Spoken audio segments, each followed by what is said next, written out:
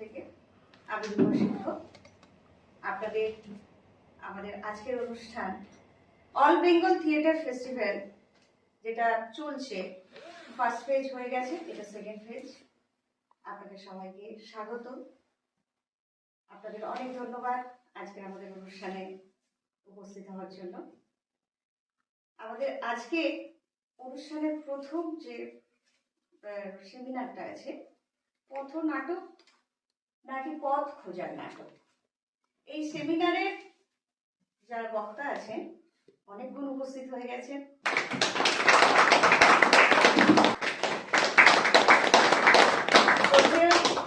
বাদল সরকারের জন্মশতবার্ষিকী গত বছরই শেষ হয়েছে। ওনাকে শ্রদ্ধা জানিয়ে আমাদের এই আজকের অল বেঙ্গল থিয়েটার ফেস্টিভ্যাল আর আমাদের আজকের সেমিনারের বিষয়বস্তু ওনার পথের নির্দেশ অনুযায়ী আমরা করছি আর কি। আমাদের তরফ থেকে সামান্য একটা পেমেন্ট।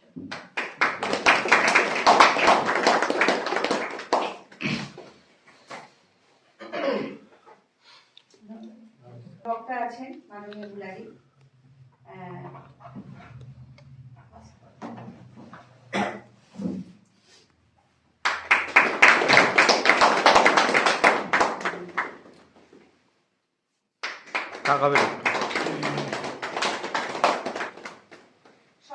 সরাসরি আমরা বিষয়ে চলে আসছি। এরপরে আমাদের এই সেমিনারের পরে দুটো নাটক আছে এবং একটা শ্রুতি নাটক আছে। আর আমাদের বিষয়টা হচ্ছে পথ নাটক নাকি পথ খোঁজার নাটক। এই যে পথ নাটিকা, এটা প্রথম যিনি শুরু করেছিলেন পানু পাল। 1952 সালে যখন আমাদের প্রথম সাধারণ নির্বাচন অনুষ্ঠান হয়েছিল, সেই সময় তিনি একটা ব্যঙ্গাত্মক নাটক লিখেছিলেন, সেটা হচ্ছে ভোটের ভেট। তো সেখান থেকে ওনার শুরু। কিন্তু পরবর্তীকালে আমি আসছি যে দুটো বিষয়ে, পথ নাটিকা না পথ নাটক, পথ নাটিকা না পথের নাটক। পথ নাটিকা বিষয়টা হচ্ছে আমরা বিভিন্ন যেগুলো কি বলবো, বিভিন্ন বিদ্রোহমূলক যে সমস্ত নাটক, যেগুলোকে আমরা এই অভয়াটা নিয়ে বা এদেরকে নিয়ে বিভিন্ন যে নাটক, প্রতিবাদমূলক যে নাটকগুলো, সেটা হচ্ছে পথ নাটিকা। বাদল সরকারের আমরা খুব বিখ্যাত একটা নাটক শাহিনা মাহাতো আমরা জানি। তা ওনার যেটা শতাব্দী থেকে উনি করতেন এই সমস্ত নাটকগুলো, ওনার দলের নাম সৌম্যমিত্র, উৎপল দত্ত, ওই সময়কার। তো আমরা যেটা আমরা বলছি যে পথের নাটক, যেটা আমরা বাদল সরকার শুরু করেছিলেন নতুন একটা ফর্ম দিয়ে এবং নতুন ভাবে বিভিন্ন আঙ্গিকে, শুধুমাত্র বডি দিয়ে বা এরকম একটা মঞ্চে নয়, বাইরে রাস্তায় কোথাও একটা হয়তো দড়ি দিয়ে কিছু একটা জায়গা নিয়ে বা বিভিন্ন জায়গাতেই উনি করে ফেলতে পারেন। ধন্যবাদ। এরকম একটা অনাড়ম্বর অথচ এত আন্তরিক স্পর্শে থেকে যাওয়া যায় এমন একটা অনুষ্ঠানে এরকম সুযোগ করে দেওয়ায় প্রথমে একটা ভীষণ ভালো লাগা বোধ তৈরি হয়েছে এখানে ঢোকার সঙ্গে সঙ্গে। আমি এই আখড়ায় প্রথম এলাম, আর বিষয়বস্তুটা এমনই একটা বিষয় যেটা অনেক বেশি আলোচনা হওয়ার মতো। সেটা যে নাটক, পথনাটক, সেটা কি শুধু পথেরই নাকি নাটকের পথ খোঁজার? তো এই বিষয়টা এই মুহূর্তে বোধহয় বেশি করে ভাবারও আছে। আসলে নাটক শব্দটা তো নানা রূপ নানা রং বা সময়ের হাত ধরে বদলাতে নাটকের তো নানান ফর্ম বলি বা নানান রূপ বলি, নানান আঙ্গিক চেহারা নিয়ে আমাদের সমাজ বিবর্তনের ধারার সঙ্গে বারবার বদলেছে। আমরা যদি একেবারে প্রসিনিয়াম থিয়েটারের গোড়ায় চলে যাই, যদি আমাদের 2500 বছর আগের সেই সময়ের কথা যদি আমরা ভাবি, আমি বলতে চাইছি স্কাইলাসির যুগের থিয়েটারের কথা যদি আমরা ধরি, তখন যে আগামেমডানের কথা যদি বলি, লিনাইয়া দিনাইয়া এই সমস্ত ফেস্টিভ্যালের সূত্র ধরে যে নাটক, যা কিনা মানুষের কাছে পৌঁছাতে হবে বলে শুরু হয়েছিল, তো সেটাও তো এক অর্থে পথেই নাটক। পথ খুঁজে যাওয়া বলতে আমরা থিয়েটারকেই পথে বা পথেই থিয়েটার, এই দুটো আদলকে একই জায়গায় আনবার চেষ্টা করি। মানে আমি বলছি যে আমরা প্রসেনিয়ামের একটা ঘেরাটোপের মধ্যে একটা আদল না ভেবে কিভাবে, যেটা বাদলবাবুও ভেবেছিলেন, যে থিয়েটারকে অনায়াসে অনেক সহজে মানুষের কাছে নিয়ে যাওয়া যায়। এখন প্রশ্ন হলো, যেটা প্রথমেই প্রশ্নটা উত্থাপিত হয়েছে, যে কেন এটা হলো, কেন এমন ভাবে থিয়েটারকে প্রসেনিয়ামের ঘেরাটোপ থেকে নিয়ে আসা হলো, পথে নিয়ে আসা হলো। তার কারণটা, যুগ যুগ ধরেই আমরা দেখেছি থিয়েটারের কাছে সমস্ত ধরনের মানুষ পৌঁছাতে পারছেন না। থিয়েটারের কাছে যদি মানুষ পৌঁছাতে না পারে, তাহলে মানুষের কাছে থিয়েটারকে পৌঁছানোর একটা দায় বা একটা দায়িত্ব অনুভব করেছেন নাট্য ব্যক্তিত্বরা বা নাট্যজনেরা বারবার। তা থেকেই পথনাটক, অন্তরঙ্গ থিয়েটার বা থিয়েটারের নানান রূপ। আমার মনে হয় আজকের যেমন আমাদের এই মিডিয়াধন্য যুগে যত সহজে আমরা যেখানে যা খুশি করি না কেন, থিয়েটারের কাজকর্ম যত সহজে মানুষের কাছে পৌঁছে দিতে পারছি, ততটা সহজ ছিল না। ফলে আমরা খুব বুক বাজিয়ে বলতে পারবো না যে পথনাটক প্রথম এই তারিখেই হয়েছে। কে বলতে পারে কোথাও একটা আমাদের দেশের কোথাও কোনো নিভৃততম কোণে, নিভৃত জায়গায় পথনাটকের আদলে কেউ কিছু করেছেন? বা ওই যে বলছিলাম না, শুরু করেছিলাম কথাটা, যে নাটকের চেহারা এমন ভাবে প্রতি মুহূর্তে বদলায়, ফলে কোনটাকে পথনাটক বলা হবে, কোনটাকে অন্তরঙ্গ থিয়েটার বলা হবে, কোথায় প্রসেনিয়াম থিয়েটার বলা হবে, এরকম তো কোনো মাথা দিব্যি দেওয়া ব্যাকরণ নেই, বা ব্যাকরণ সৃষ্টি হওয়া উচিত নয়। মানুষের কাছে পৌঁছাতে হবে, তার জন্য একটা মাধ্যম নেওয়া। এখন ওই যে মানুষের কাছে পৌঁছাতে চাওয়া, তখনই প্রয়োজন হয় একটা বিষয়। আমরা কি নিয়ে পৌঁছাতে চাইছি, কেন পৌঁছাতে চাইছি, কোথাও একটা জাগরণ, একটা ধাক্কা, একটা নাড়া, বা বলা ভালো মানুষকে উদ্দীপ্ত করে তোলা। রাষ্ট্র সে তার মতো চলবে, রাষ্ট্র তার মতো কথা বলবে, মানুষের কথা রাষ্ট্র বলবে কিনা সেটা মানুষ বুঝবে। বোঝার জন্য তখনই প্রয়োজন হয় রাষ্ট্রকে একটা ধাক্কা দেওয়ার, যেটাকে আমরা বলছি প্রতিবাদী সত্তা আমাদের কাজ করছে নাটকের মধ্যে। সেটা কি প্রতিবাদ, নাকি জাগরণ, নাকি আমাদের অন্তর্মুক্তি? আমরা যে নাটকে কথাগুলো বলতে চাই, সেটা তো একটা আমাদের গভীর বিশ্বাস থেকেই বলতে চাই। তো সেই বিশ্বাসটাকে শুধুমাত্র প্রতিবাদী সত্তা বা প্রতিবাদী নাটক, এই স্ট্যাম্প লাগিয়ে দেওয়াটা বোধহয় ঠিক হবে না। নাটকের একটা বিশেষ দায়িত্ব রয়েছে, পথ খুঁজতে হবে আমাদের নাটকেই, বা বলা ভালো পথে সেই নাটককেই খুঁজতে হবে যা মানুষকে উদ্দীপ্ত করবে, মানুষের কাছে পৌঁছানো যাবে। সেই জায়গা থেকে আমি মনে করি পথে যেমন নাটক, তেমনি নাটকে পথ খোঁজা, এই দুইয়ের সংমিশ্রণ হতে পারে। আমরা যদি আরো বেশি করে মানুষের কাছে পৌঁছাতে চাই, সেটা হতে পারে, আমি রোদ্দুরের প্রসঙ্গ তুলেছিলাম, কেন সেটা বলি, আমরা যেমন ভাবছি না, আমরা কাজ শুরু করে দিয়েছি, সেটা হচ্ছে যে জ্বলছে স্বদেশ রাখবো কোথায় পা বলে একটি নাট্য নিবেদন করছি আমরা জলের বুকে, ভেলায়, ভাসমান ভেলায়, এবং পুকুরের পাড় ধরে দাঁড়িয়ে থাকছেন কিছু মানুষ। এটা শুধুমাত্র চমকে দেওয়ার জন্য নয়, তার কারণ একটা উত্তপ্ত পরিবেশ চতুর্দিকে, যেখানে ভেলাটা গিয়ে থামছে সেখানে আগুন জ্বলে যাচ্ছে। এই জায়গা থেকে আর ফেরা হয়ে ওঠে না ওই চার যুবকের। এরকম একটা ভাবনা থেকে আমাদের কাছে অনেক বেশি লিভিং থিয়েটার, অনেক বেশি মানুষের কাছে পৌঁছানো যায়, নাড়া দেওয়া যায়, ধাক্কা দেওয়া যায় বলে মনে করছি। আমরা চেষ্টা করেছিলাম বৃক্ষ থিয়েটার, গাছের উপরে। আবারও বলছি, এগুলো শুধু গিমিক নয়। যেমন করে ট্রামে চেষ্টা হয়েছে, ট্রামে থিয়েটার হয়েছে, বোধহয় গোটা 5 শো হয়েছে, কারা যেন করলো, নামটা এই মুহূর্তে মনে পড়ছে না। এই যে প্রতি মুহূর্তে আমাদের নতুন পথ খোঁজার চেষ্টা, পথে পথ খোঁজা, বা এক অর্থে নাটকে পথ খোঁজা, তাই পথ নাটক সর্বাঙ্গীন ভাবে সফল হবে তখনই যখন পথনাটক আর নাটকের পথ ত্রিধারা এক জায়গায় মিশে যাবে, মানুষের কাছে পৌঁছাবে।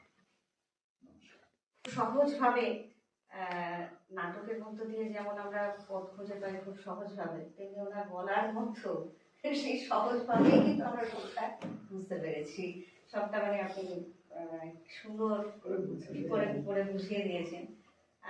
তো মানুষ উনি বহুদিন থেকে নাট্য চর্চা করছেন এবং বহু দলের সঙ্গে উনি যুক্ত হয়ে নাটক করেন। ওনার এই মুহূর্তে যে নাটকটা এখন চলছে একটুখানি বলে দিই নাকি? যেটা চলছে এখন এটা করছে মনে হয় সঞ্জীবের সাথে যেটা করছে একটা দেখেছি আমি, উনি একটা নাটকে না অনেকগুলো অভিনয় করেন, মানে হ্যাঁ। তো যাই হোক, আবার একটুখানি আমাদের বিষয়টাতে ফিরে আসি। মুরাদি আছে, মুরাদিকে আমি বলবো আমার একটা যেটা ব্যাপার হচ্ছে যে সাহিত্য বলুন আর যাই বলুন না কেন, প্রথম থেকেই যে আমাদের লেখা বা যা কিছু শুরু হয়েছে সমস্ত সাহিত্য, কবিতা, গল্প, সবকিছুর মধ্যেই তো একটা পথ খোঁজার ব্যাপার থাকে। আমি বক্তা নই, আর নাটক ভীষণ ভালোবাসি, নাটক দূরে দূরে নাটক দেখতে যাই, কিন্তু সুভাষিস দা যেইভাবে সুন্দর নাটকের পুরো পরিকাঠামো যেইভাবে হয়, যেভাবে উনি বললেন, আমি হয়তো ওরকম করে গুছিয়ে কিছু বলতে পারবো না।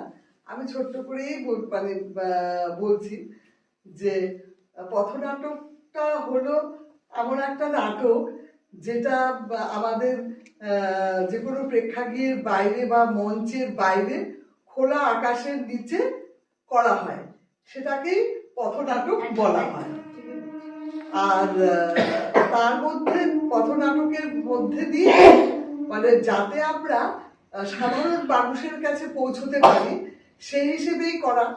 সাধারণ অনেক মানুষই যারা হলে গিয়ে নাটক দেখতে পারেন না বা দেখার ক্ষমতা নেই এবং অনেকে বোঝেনও না, কিন্তু সেটা যদি আমরা সাধারণ একদম অনাড়ম্বরভাবে, কোনো সাজগোজ নেই, কিছু নেই, তারা নিজেদের মতন করে মানে নিজেদের কথা সাধারণ মানুষের কাছে পৌঁছে দেয়, ওটাই হয়েছে মানে রিলেট করা আর কি, সাধারণ মানুষ যাতে রিলেট করতে পারে সেই হিসেবে পথনাটকটা তো ভীষণই জরুরি।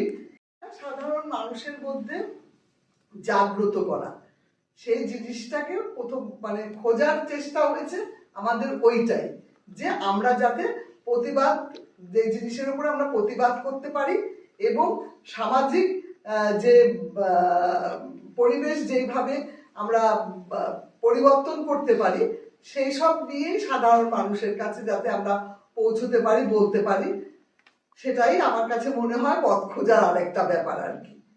তো এই পথনাটকটা আমরা আমাদের জেনারেশন বা আমাদের আগের জেনারেশন যেভাবে করে এসছে তাদের মতন করে, কিন্তু এটা আরো আগের থেকেও এই জিনিস, যেটা প্রথম হয়তো যাত্রার কথা বললেন, যাত্রা ছিল, কিন্তু তার মধ্যেও আমরা যেরকম খুব ছোট্টবেলায় দেখেছি যে মাঠের বা কোনো বাড়ি হচ্ছে, সেই যখন বাড়ি উঠলো একটুখানি সেখানটা এক মাস ধরে রামায়ণ হচ্ছে, নিমাই সন্ন্যাস হচ্ছে, এটাও কিন্তু এক ধরনের পথনাটক। সেই থেকে শুরু এগুলো, যে সেইগুলোও কিন্তু আমার ছোটবেলায় আমি দেখেছি, তখন তো অত বুঝতাম না, কিন্তু সেগুলো লোককে আনন্দ দিয়েছে, ভালো লেগেছে, ওর মধ্যেও লোক মানে সাধারণ মানুষ তাদের যার যার মনের যে জিনিসগুলো সেই দিকগুলো খুঁজে পেয়েছে। তারপরে তো রয়েছে যে কোনো মলের বাইরে বা যে কোনো জনসমাগম রাস্তার একটু ব্যারিকেড দড়ি দিয়ে, যেখানে একটু নিজের মতন করে, হ্যাঁ, বাউন্ডারি দিয়ে নিজের মতন করে নাটকটা করতে পারে বা সবাইকে বোঝাতে পারে যে হাল চাল আমাদের সে রাজনৈতিক ব্যাপার হোক বা আমাদের নিজেদের চাওয়ার ব্যাপার হোক, যাই হোক, সেটা তার এই আমাদের এই পথনাটকের মধ্যে দিয়েই সেটা বোঝাবার চেষ্টা করেছে। তারপরে তো প্রতিবাদ তো আছেই, প্রতিবাদ যেরকম নির্ভয়ার প্রতিবাদ, এই সমস্ত যে আমরা একের পর এক করে চলেছি, এগুলো দিক দিয়েও তো সাধারণ অনেক মানুষই জানতেন না, আজকে মিডিয়ার যুগে হয়তো জানতে পারছেন, কিন্তু গ্রামের মানুষ যারা রয়েছে তারা তো কিছুই জানে না। অনেক রকম সেন্সর বোর্ড থাকতে পারে, অনেক রকম লাল চক্ষুর হ্যাঁ। এ থাকতে পারে, নিয়ম কানুন থাকতে পারে, কিন্তু আমার থিয়েটারকে আমি কিভাবে প্রকাশ করব, বিশেষ করে আমি যদি পথে থিয়েটারের কথা ভাবি, আমি প্রতিবাদী থিয়েটারের কথা ভাবি, সেক্ষেত্রে অনেক বেশি সহজ আমি যে কথা বলতে চাই সেই কথাটা সরাসরি বলবার জন্য। একদম। ফলে আমাকে যদি কোনো সত্য কথাকে, সত্য প্রতিবাদকে বা ন্যায়নিষ্ঠ কথাকেও যদি আমি সরাসরি মানুষের মনে প্রবেশ করাতে চাই, সেক্ষেত্রে অনেক বেশি সুবিধাজনক আমাদের থিয়েটার। মানে আবারও আমি পথনাটকের কথাই বলবো, যেহেতু পথনাটক আজকের আমাদের আলোচনার বিষয়। আসলে সমস্যা হয়ে যাচ্ছে, আমরা কোথাও একটা, আমি মানে এই প্রশ্নটার উত্তরের পাশাপাশি এটা রাখতে চাই সেই কারণে, আমাদের কোথাও একটা আমাদের নিজেদের ধারণা বা বহুদিন ধরে একটা পুষে রাখা ধারণা রয়েছে যে পথনাট্যের শিল্প সত্তা কি খুব বেশি প্রকাশ করা যায় না, প্রতিবাদটাই বেশি মুখ্য। কিন্তু আমরা যখন নাট্যকর্মীরা, যখন অভিনেতা অভিনেত্রীরা আপনাদের সামনে চলে আসছি, দর্শকের সামনে চলে আসছি, তখন আপনারা কিন্তু আমাদের একদম সামনে থেকে দেখতে পাচ্ছেন। হ্যাঁ, মনে হচ্ছে একটা আমরাই তো, এটা তো সেটাই তো, এটাই তো হ্যাঁ, পথনাটকের এটাই মূল উদ্দেশ্য, যে সবার সাথে রিলেট করা, সবার সাথে। এই যে আজকে আমরা, আমার এইখান থেকে আরেকটা জিনিস মনে পড়ে গেল, যে আমরা যখন মঞ্চে অভিনয় করি তখন দর্শকের সাথে কতটা আমরা একাত্ম হতে পারি, আর আমরা যখন এখানে একটা অন্তরঙ্গ জায়গায় যখন দর্শকের সামনে অভিনয় করি, আমার মনে হয় সেই একাত্ম বলুন আর আন্তরিকতাটা বলুন অনেক বেশি হয়ে যায়। হ্যাঁ, একদমই। বলুন।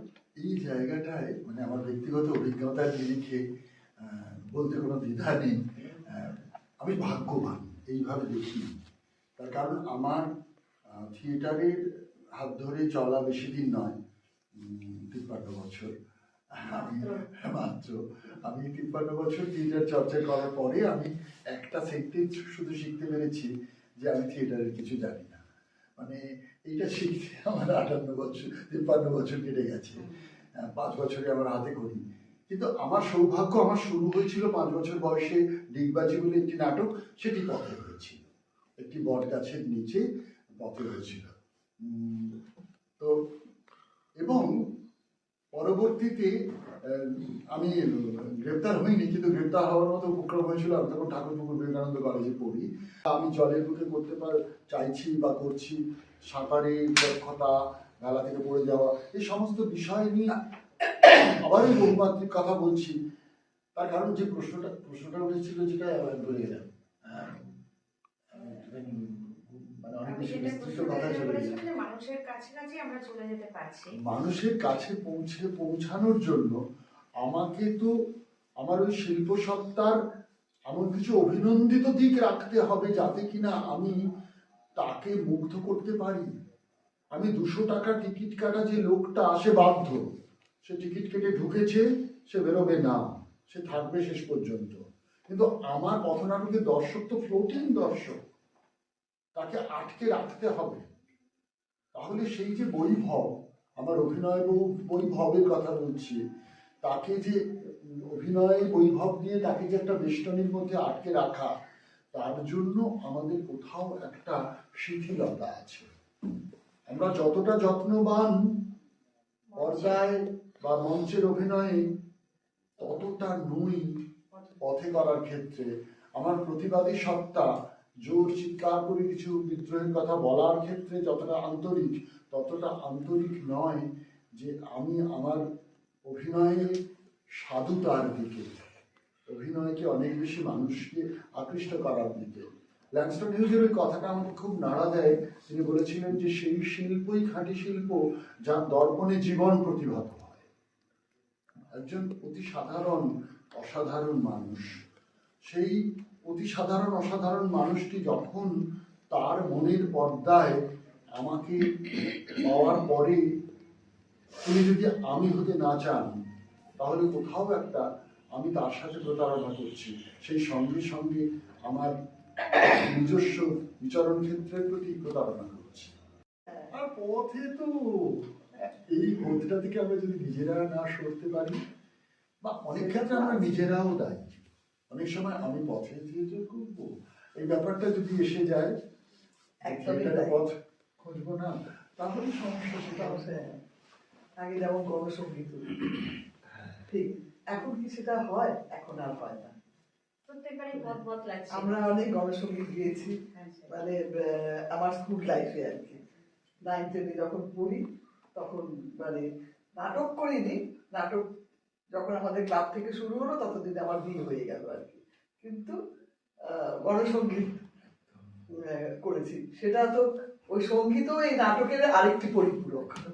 এখানে স্বাভাবিকভাবে আমার নিজের কথা বেশি বলতে হবে, কিছু করার নেই। প্রথম কথা হচ্ছে যে এই যে 53 বছর ধরে আমি নাট্যচর্চা করি, এই কথাটার মধ্যে একটা না ভীষণ একটা বিশ্রী আত্মগৌরব আছে। আমি একদম দুর্বিনীত ভাবেই আমার ফেসবুকে লেখা থাকে স্পর্ধিত দুর্মুখ, তো আমি যথেষ্ট স্পর্ধিত হয়েই বলছি কথাটা, যে আমি সত্যি 53 বছরের যে থিয়েটার করি তার কারণ আমি তো আর কিছু পারি না, তাই থিয়েটার করি। লোকে এই প্রশ্নটা প্রায়ই আমাকে এই প্রশ্নের মুখোমুখি হতে হয় যে আপনি কেন থিয়েটার করেন। সেক্ষেত্রে আমার সরল স্বীকারোক্তি, আমি তো আর কিছু পারি না তাই থিয়েটারটাই করি। এবং সত্যি সত্যি থিয়েটারটা করব বলে আমি আর কিছু করিনি, করার চেষ্টা করিনি তা না, টিকিনি বলা ভালো। আমি 3টে স্কুল এবং একটি কলেজ ছেড়েছি, কোনো স্কুলে আমি 1.5-2 বছর বেশি টিকিনি, ভাগ্যিস টিকিনি।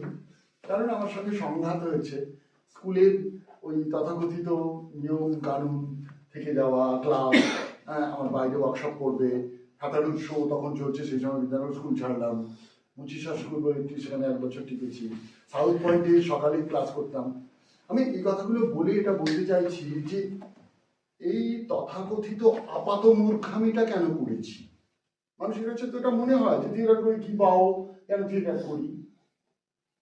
বিশ্বাস করুন আপনারা, আমার যে থিয়েটার বা আমার এই যে পথ খোঁজা, এটার জন্য আমি যত মানুষের কাছে পৌঁছাতে পেরেছি, বা যত মানুষকে বদলাতে পেরেছি, বা যত মানুষকে প্রভাবিত করেছি, আমি একটা কোনো চাকরি বা তথাকথিত ওই শিক্ষক হয়ে আমাকে কেউ চিনতই না। এই বদলে দেওয়ার নেশা এবং বদলে যাওয়া মানুষগুলো, আমাদের থিয়েটার তো ভাঙুন, আমাদের থিয়েটারের একটা প্রবল ঐতিহ্য, এবং এটাকে আমি খুব গুরুত্ব দিই। আমি দল ভাঙলে অখুশি হই না, কারণ দল যখনই ভাঙে তখনই আমি মনে করি আবার একটা নতুন দলের জন্ম, হ্যাঁ, আবার একটা নতুন কাজ। আর কিছু ছেলে তো আবার নতুন করে থিয়েটারটা ভাববে আমার ফেরাটুকু না থাকলেও। ফলে এই যে আলাদা আলাদা শাখা, একটা শাখা যদি অচল হয়ে যায় আরেকটা শাখা হবে, আবার নতুন করে শাখা গজাবে। ওই যে আপনি বলছিলেন প্রভাবিতই হচ্ছে মানুষ, তাদের মতো করে হচ্ছে। আমি তো মনে করি যে একটা রাজনৈতিক প্রভাব যতখানি সুদূর প্রসারী, তার থেকে অনেক বেশি কিছু ছেলেপুলেকে একটা খোলা জায়গায় মুক্ততার মধ্যে দাঁড় করিয়ে রেখে আমরা কথা শোনানো বা বদলে দেওয়া, আমি বদলাতে দেখেছি, অনেক মানুষকে বদলাতে দেখেছি। হ্যাঁ, সেটার জন্য তো আলাদা ক্লাস। হ্যাঁ, ফলে বদল ঘটছে। এখন এই বদলটা সদর্থেই যদি নিতে চাই, এই বদলটা যে খুব টাকা পয়সা হচ্ছে তাদের তা না, কিন্তু তারা একটা জীবনের দিশা খুঁজে পাচ্ছে, মানে খুঁজে পাচ্ছে, বা নিজেকে ওটা মনের একটা আনন্দের, মানে মনের ভালো থাকার যদি কেউ খুঁজে পায় আর কি।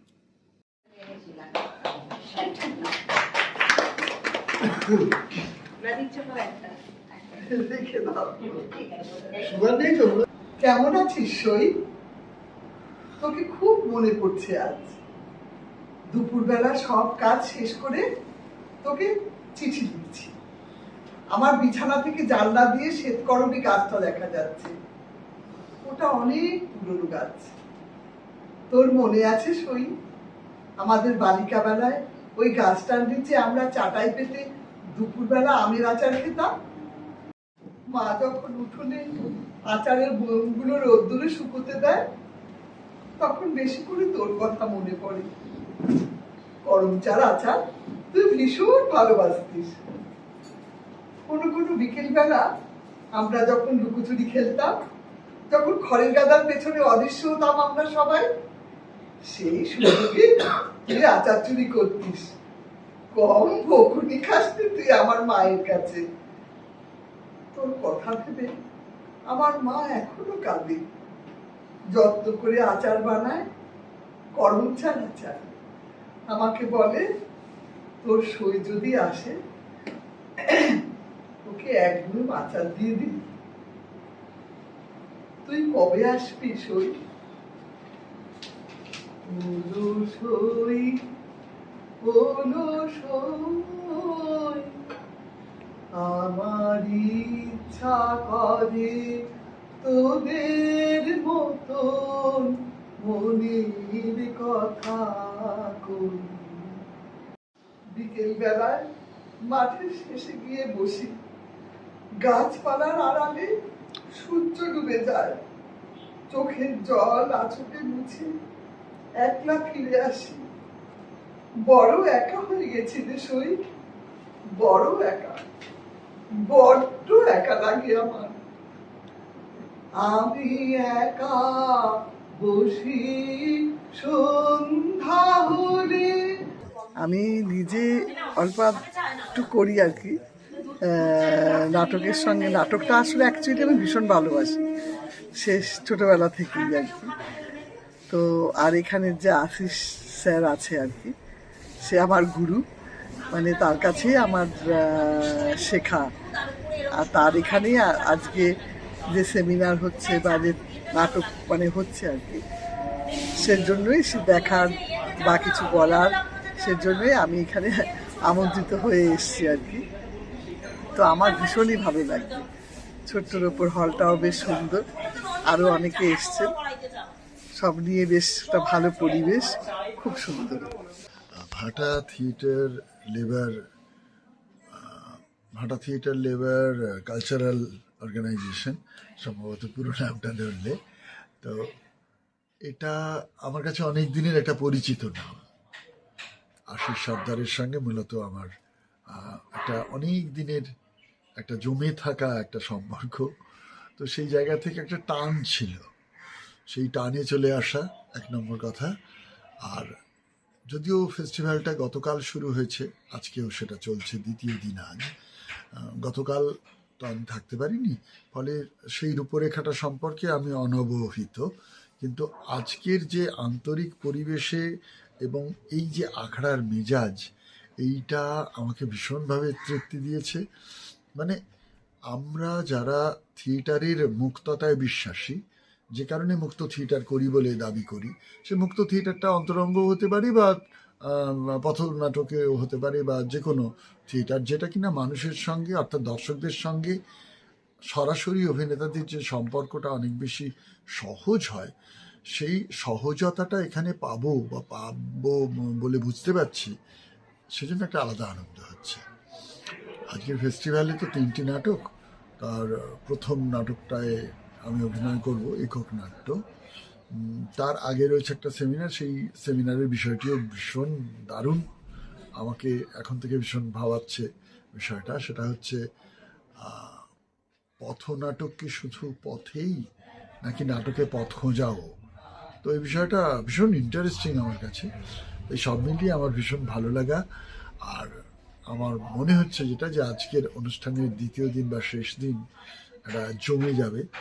জমে যাওয়া অর্থটা এই যে খুবই আকর্ষণীয় একটা মুহূর্ত তৈরি হতে চলেছে আজকের সন্ধ্যা থেকে।